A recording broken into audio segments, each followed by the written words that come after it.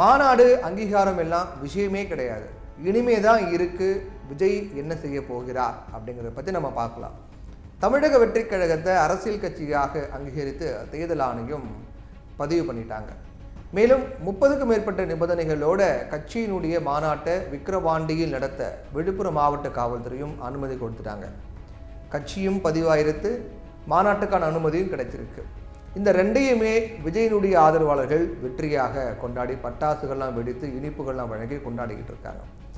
இதை பற்றி அந்த கட்சியினுடைய தலைவர் விஜய் தன்னுடைய எக்ஸ் தளத்தில் ஒரு அறிக்கை வெளியிட்டிருந்தார். அந்த அறிக்கை நிறைய பேர் பார்த்துருப்பீங்க. என்ன குறிப்பிட்டிருந்தார்? என் நெஞ்சில் குடியிருக்கும் தோழர்களே, பிறப்புக்கும் எல்லா உயிர்க்கும் என்ற அடிப்படை கோட்பாடோடு நாம் அரசியலை அணுகுவதும் ஒருவித கொள்கை கொண்டாட்டமே. முழுமையான கொண்டாட்டத்திற்காகவும் அரசியல் கட்சிக்கான சட்டப்பூர்வ பதிவுக்காகவுமே நாம் இதுவரை காத்திருந்தோம். இப்போ அதற்கான அனுமதியும் கிடைத்துவிட்டது. தமிழக வெற்றிக் கழகத்தை அரசியல் கட்சியாக பதிவு செய்வதற்காக கடந்த பிப்ரவரி 2ஆம் தேதி இந்திய தேர்தல் ஆணையத்திடம் விண்ணப்பித்து இருந்தோம். அதை சட்டப்பூர்வமாக பரிசீலித்த தேர்தல் ஆணையம் இப்போது நம் தமிழக வெற்றிக் கழகத்தை ஒரு அரசியல் கட்சியாக பதிவு செய்து தேர்தல் அரசியலில் பதிவு செய்யப்பட்ட கட்சியாக பங்கு பெற அனுமதி வழங்கியிருக்காங்க. இதை உங்களுடன் பகிர்வதில் மகிழ்ச்சி அடைகின்றேன். திசைகளை வெல்ல போவதற்கான முன்னறிவிப்பாக இப்போது முதற்கதவு நமக்காக திறந்துள்ளது என்று மகிழ்ச்சியாக குறிப்பிட்டிருக்காரு விஜய். தேர்தல் ஆணையத்தால் கட்சி ஏற்றுக்கொள்ளப்பட்ட பிறகும் மாநாட்டுக்கான அனுமதி கிடைக்குமா கிடைக்காதா, லேட்டாக கொடுத்தானா என்ன பண்ணலாம், ஏற்பாடுகள்லாம் பண்ண முடியுமா, என்னென்ன பண்ண போகிறாங்க தெரியலையே அப்படின்னு ஒரு குழப்பத்தில் இருக்கும்போது மாநாட்டுக்கான அனுமதி கிடைச்சதையும் டபுளாக கொண்டாடிக்கிட்டு இருக்காங்க விஜய் ரசிகர்கள். அதைத் தொடர்ந்து விஜய் வெளியிட்ட அறிக்கையிலையும் அது குறிப்பிட்டிருந்தார். இதை பற்றி பேசிய கொங்கு இளைஞர் பேரவையினுடைய தமிழரசு என்ன சொல்கிறாருன்னா, தமிழக வெற்றிக் கழகம் தேர்தல் ஆணையத்தில் முறையாக பதிவு செய்ததையே அந்த கட்சியினர் தொண்டர்கள் பெரிய சாதனையாக கொண்டாடி வராங்க. ஒரு கட்சியை தேர்தல் ஆணையத்தில் பதிவு பண்ணுறதுங்கிறது சாதாரண ஒரு நிகழ்வு. அதையே தமிழக வெற்றிக் கழகத்தினரும் விஜயும் ரொம்ப கோலாகலமாக கொண்டாடிட்டு வராங்க அப்படின்னு அவர் சொல்கிறாரு. அது மட்டும் இல்லாமல் இன்னும் நிறைய விஷயங்கள் அவர் சொல்கிறாரு. அவர் என்ன சொல்கிறாரு, ஒரு கட்சியை பதிவு பண்ணுறது என்பது சாதாரண ஒரு நடவடிக்கை தான். யார் வேணாலும், இப்போ நீங்கள் கூட ஒரு கட்சி தொடங்கணும்னு நினைக்கிறீங்கன்னா ஒரு கட்சி பேரை தொடங்குங்க, அந்த கட்சியோடைய கொடியோ இல்லை சின்னமோ ஏதாவது ஒன்று வைங்க, அரசியல் கட்சியில் பதிவு பண்ணணும்னு அங்கீகாரம் விண்ணப்பிங்க, அரசியல் கட்சியும் அதுக்கு அங்கீகாரம் கொடுப்பாங்க. இதுக்கு பெரிய போட்டியோ இதுக்கு மக்கள் ஆதரவு தேவை இல்லை வாக்கெடுப்பில் கலந்துக்கணும் கணிசமான ஓட்டு வாங்கணும் அப்படிலாம் கிடையாது. கட்சி பதிவு பண்ணுறது அவ்வளோதான். அதற்கு பிறகு அது ஒரு குறிப்பிட்ட வாக்கு வங்கி வாங்கினா ஒரு மாநில கட்சியாக அங்கீகாரம் கிடைக்கும், அது வேறு. அதுக்கு தான் மக்கள் ஓட்டு தேவை. கட்சி தொடங்கியிருக்க அந்த கட்சியை பதிவு பண்ணணும் அப்படிங்கிறதுக்கு ஒரு சாதாரண நடைமுறை தான். ஆனால் அதை முறையான அரசியல் கட்சியாக அங்கீகரிக்க போவது மக்கள் தான். ஒரு மாநில கட்சியாக அங்கீகரிக்கணும், மக்களுடைய வாக்கு விழுக்காடு ஒரு குறிப்பிட்ட அளவு விழுக்காடு இருக்குது, அந்த விழுக்காடு வாக்கு கிடைச்சாதான் அது மாநில கட்சியாக ஒரு கட்சியாக அங்கீகரிக்க முடியும். தேர்தலில் போட்டியிட்டு குறிப்பிட்ட சதவீத வாக்குகளை அதுக்கு அந்த கட்சி வாங்கணும். அப்படி ஒரு தேர்தல் மட்டும் பெற்றால் போதாது. ஒரே ஒரு தேர்தலில் கிடைச்சதுன்னா போதுமானா அதுவும் கிடையாது. தொடர்ந்து அதை தக்க வைக்கணும் அப்படின்னு சொல்லியிருக்காரு. அதுதான் தேர்தல் விதிமுறையும் கூட. அவர் சொன்னதும் கரெக்டு தான். தேர்தல் விதிமுறை அப்படி தான் இருக்குது.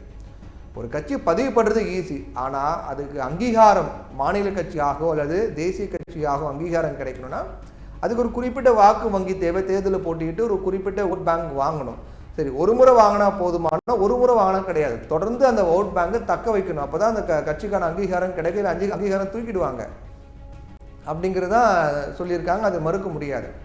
கொள்கைகளை அறிவித்து, கொள்கை என்னங்கிறது கொள்கைகளை அறிவித்து மக்களுடைய ஆதரவு பெறக்கூடிய நடவடிக்கைகளை எடுத்து அதுக்கான செயல் திட்டங்களையும் வகுக்க வேண்டிய மிகப்பெரிய பொறுப்பு தமிழக வெற்றிக் கழகத்துக்கு இருப்பதை மறந்துவிட முடியாது.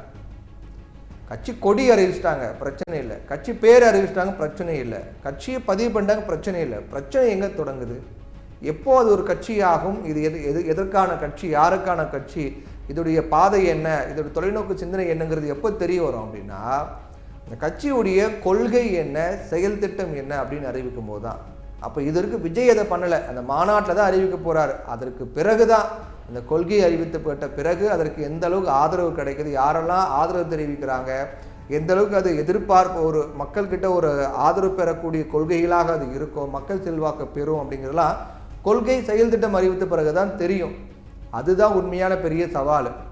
ஆனால் தேர்தல் ஆணைய அங்கீகாரம் என்பதையும் மாநாட்டுக்கான அனுமதி என்பதையும் கொண்டாடுவதை குறை கூற முடியாது. அது தொண்டர்களுக்கு ஒரு உத்வேகத்தை கொடுக்கும்.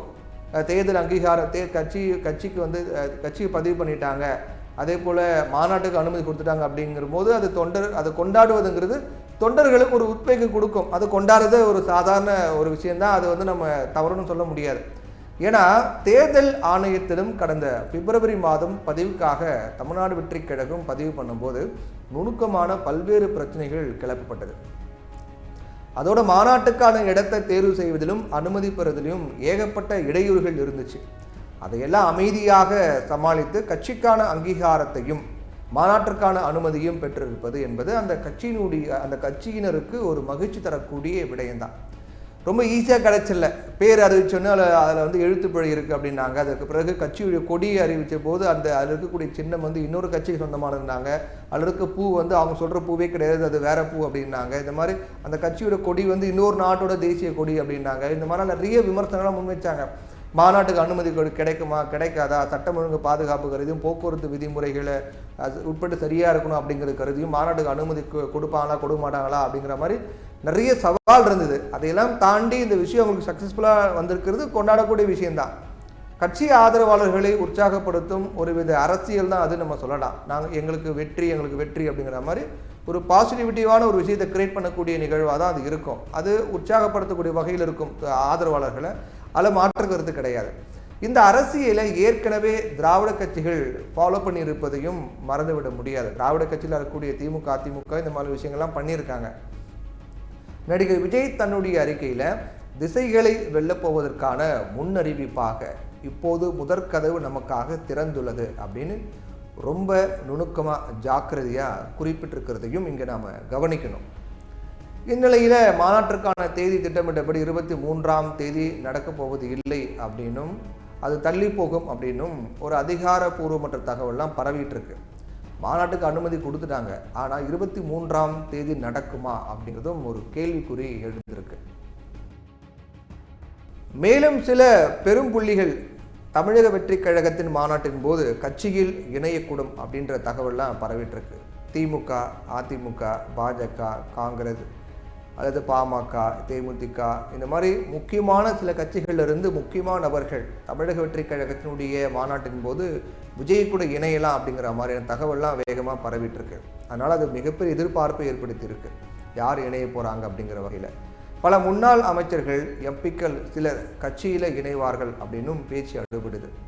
டெல்டா மண்டலத்தை சேர்ந்த முன்னாள் மத்திய அமைச்சர் ஒருவர் மாநாட்டில் தன்னை இணைத்துக் கொள்ள தயாராகி வருவதாகவும் சொல்லப்படுது. அது யாருங்கிறது நீங்களே பாருங்கள்.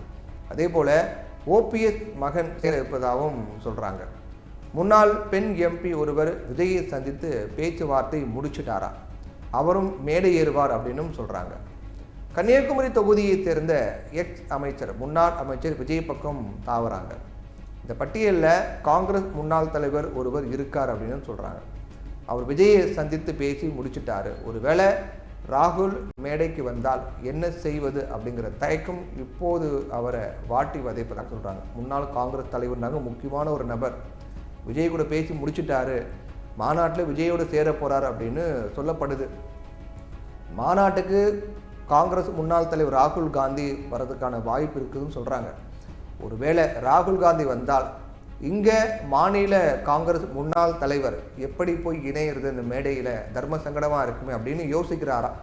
இது எல்லாம் உறுதிப்படுத்தாத தகவல் தான். ஆனால் இந்த மாதிரி விஷயங்கள்லாம் போயிட்டுருக்கு அப்படின்றாங்க. அவரை தொடர்ந்து காங்கிரஸ் முன்னாள் பெண் அமைச்சரும் விஜய் கட்சிக்கு வருவார் அப்படின்னு சொல்கிறாங்க. இது எல்லாம் யூகங்களின் அடிப்படையில் சில ஊடகங்களில் சொல்லப்படுபவை தான். அப்படின்னாலும் இந்த விஷயத்தில் நடிகர் விஜய் ரொம்ப எச்சரிக்கையாகவே இருக்கணும்.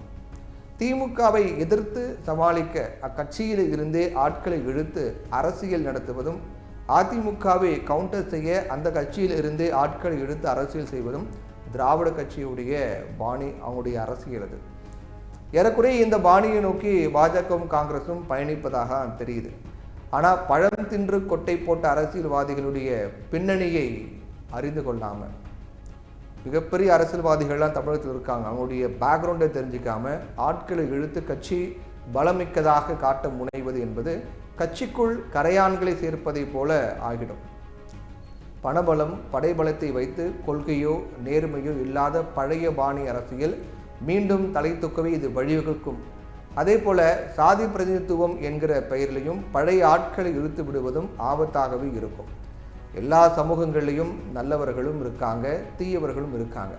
நேர்மையாளர்கள், காமராசருக்கு நேர்மையான ஒரு கக்கன் கிடைத்தார். அதே போல் அரசியல் தலைவர்களின் நடைமுறைக்கேற்ப அந்தந்த சமூகங்களில் இருந்து ஆட்கள் வராங்க.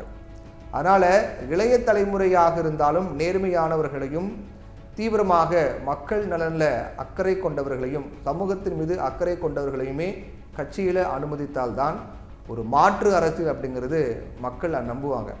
இதை விஜய் செய்வாரா அப்படிங்கிறத நம்ம பொறுத்து தான் பார்க்கணும்.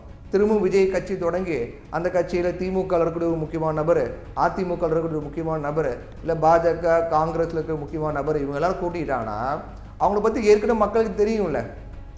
ஏற்கனவே இருக்கக்கூடிய கட்சியில் இருக்கக்கூடிய ஒரு மிக முக்கியமான ஒரு நபர், அவர் எப்படிப்பட்டவர், எத்தனை முறை ஜெயிச்சிருக்காரு, ஜெயிச்சு என்ன பண்ணார், அவருடைய கொள்கை என்ன, சிந்தனை என்ன, அவருடைய என்ன யோசிப்பார் அப்படிங்கிற மாதிரி மக்கள் எல்லாருக்கும் தெரியும்.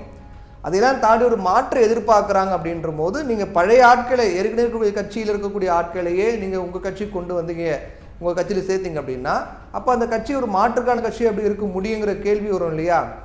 அது ஒரு கிட்டத்தட்ட அந்த விஜய் தொடங்கக்கூடிய கட்சியில் பழைய ஆட்கள், ஏற்கனவே மாற்று கட்சி இருந்தவர்களே மீண்டும் விஜய் கட்சிக்கு வந்தாங்கன்னா அது விஜய் கட்சிக்கு ஒரு பெரிய ஒரு ஆபத்தை கூட விளைவிக்கலாம் அப்படின்னும் சொல்லப்படுது. இதையெல்லாம் தாண்டி இளைய தலைமுறையினர், நேர்மையானவர்கள், மக்களுக்காக தொண்டு செய்யக்கூடிய எண்ணம் கொண்டவர்களையே விஜய் கட்சியில் சேர்த்தார் என்றால் தமிழக வெற்றிக் கழகம் திராவிட கட்சிகளுக்கு மாற்றாக இருக்குங்கிற சந்தேகம் கிடையாது. ஆனால் அப்படி இருக்குமா? விஜய் மாநாட்டில் முக்கியமான பிரபலங்கள், முக்கியமான கட்சி சேர்ந்த நபர்கள் விஜய் மாநாட்டில் தமிழக வெற்றிக் கழகத்தோடு சேர்ந்தாங்க அப்படின்னா அது மாற்று கட்சியாக இருக்குமா, அல்லது திரும்பவும் பழைய கட்சி போலயே அந்த கட்சி மாறுமா அப்படிங்கிறத நம்ம பொறுத்துன்னு தான் பார்க்கணும்.